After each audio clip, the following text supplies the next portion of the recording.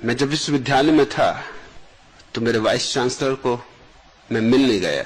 वो बहुत आधुनिक आदमी थे, सारे विश्व का भ्रमण किया था, कैम्ब्रिज और ऑक्सफोर्ड में भी पढ़ाया था, कैम्ब्रिज से ही डीलिट थे, तो बिल्कुल ही अत्याधुनिक थे।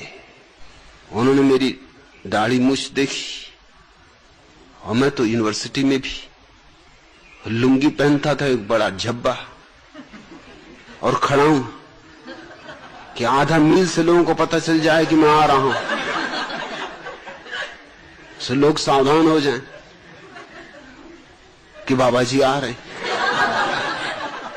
जिनको डरना हो डर जाएं, जिनको भागना हो भाग जाएं, जिनको जो भी इंतजाम करना हो कर ले। मैं गया था उनसे कि मुझे स्कॉलरशिप चाहिए। उन्होंने कहा कि स्कॉलरशिप तो पीछे हम बात करेंगे, पहले मैं ये पूछना चाहता हूं कि तुमने बाल और दाढ़ी क्यों बढ़ाए।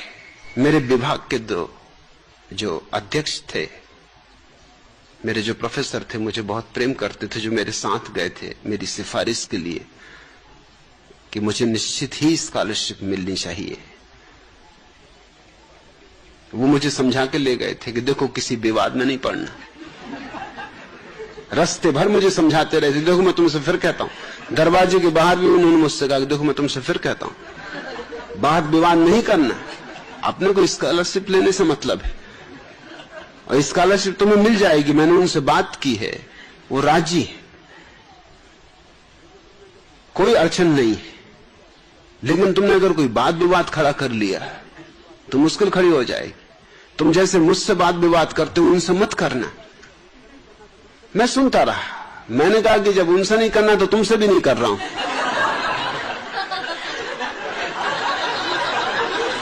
मैं बिल्कुल चुप हूं, मगर मैं ये भी कह देता हूं कि अगर उन्होंने कोई बहुत बुनियादी बात छेड़ थी तो फिर बाहर में जाए, स्कॉलरशिप मिले कि ना मिले। और उन्होंने यही बात छेड़ दी। उन्होंने देख के मुझे कहा कि और सब तो ठीक है, दाढ़ी मूछ क्यों बढ़ाई। मेरे प्रोफेसर जो मेरे पास ही बैठे थे, पैर से मेरे पैर में पैर मारने लगे कि चुप। मैंने उनसे कहा कि देखिए, इसके पहले कि मैं आपसे बात करूं, मेरे प्रोफेसर को कहिए कि मेरी टांग में टांग न मार। मेरे प्रोफेसर तो बहुत घबरा गए, उनको तो पसीने छूट गया।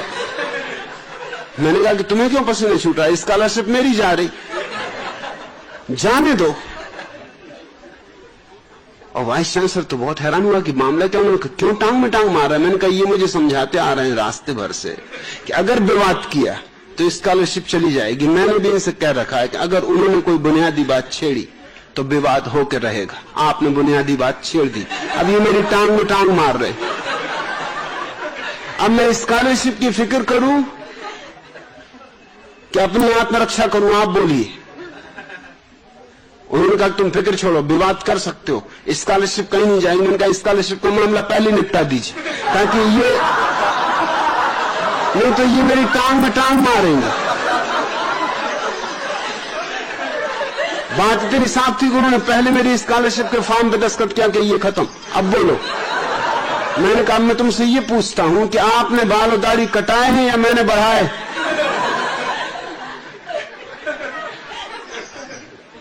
ये तो अपने आप बढ़े, आपने कटाए क्यों। उन्होंने कहा ये बात ठीक है कि कटाए तो मैं नहीं।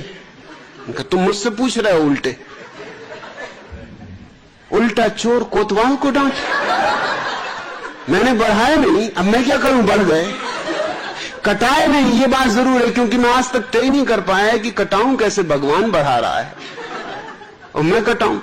अब कल तुम हमसे यही कहने लोग उंगलियां क्यों नहीं कटाई, कि टांग क्यों नहीं कटाई, अभी तो बड़ा मुश्किल हो जाएगा, हम क्या क्या कटाएं। तुमने क्यों कटाए। उन्होंने कहा कि मुझे थोड़ा सोचने का समय दो। कितना समय चाहिए। मैंने कहा स्कॉलरशिप का मामला तो खत्म हो चुका है, अब ये बात चलेगी, इसको मैं छोड़ने वाला नहीं हूं, मैं रोज आ जाया करूंगा।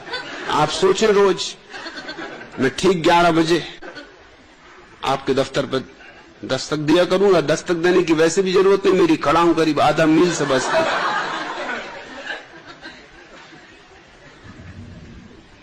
मैं रोज वहां जाने लगा। वो मुझे देखते ही से कहते कि भाई अभी नहीं सोच पाया। चौथे दिन मुझसे बोले कि तुम मुझे सोने दोगे कि नहीं। रात भर मैं करवटें बदलता हूं, सोचता हूं कि क्या जवाब देना। कटाए तो मैं नहीं है, ये बात तो सच है, कसूर मेरा ही है, जो कुछ भी भूल चूक है मेरी, पूछा भी मैं नहीं। मैंने उनसे पूछा कि थोड़ा सोचो तो, अगर कोई स्त्री दाढ़ी मूछ बढ़ा ले तो उसको तुम क्या कहोगे? कहे उसको हम पागल कहेंगे। तो मैंने कहा कोई पुरुष दाढ़ी मूछ कटा ले उसको तुम क्या कहोगे? स्त्री बेचारी पागल, क्योंकि दाढ़ी मूछ बढ़ा ली। मैं उनसे पूछा कि अगर स्त्री दाढ़ी मूछ बढ़ा ले उससे कोई विवाह करेगा? कभी मुश्किल है उससे कोई विवाह करे। आप विवाह करोगे? मैं तो कभी नहीं करूंगा, दाढ़ी मूछ वाली स्त्री से कौन विवाह करे?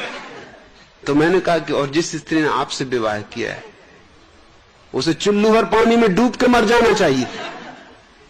उसने दाढ़ी मूछ रहित पुरुष से विवाह कर लिया। ये क्या अन्याय है, ये कैसा मापदंड है? दोहरे मापदंड चल रहे हैं। 5वें दिन उन्होंने मुझसे कहा मैं हाथ जोड़ता हूं।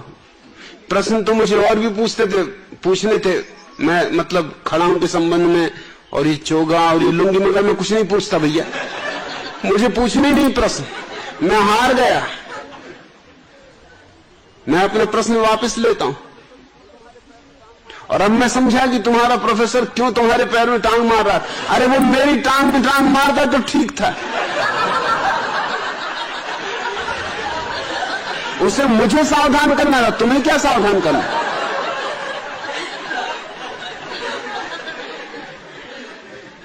फिर 2 साल मेरे उनसे संबंध रहे, उन्होंने कभी कोई प्रश्न नहीं उठाया, इस तरह का कोई प्रश्न नहीं। चाहे मैं वो देख भी ले कि मैं कुछ ठीक नहीं कर रहा हूं जो कि यूनिवर्सिटी के स्नातक को करना चाहिए, मगर अगर मैं ऊंट पे भी सवार होकर पहुंच जाता तो भी मुझसे नहीं पूछ सकते थे तो ऊंट पे सवार क्यों? क्योंकि पता नहीं इसमें से क्या मामला निकले, फिर पीछे झंझट खड़ी है।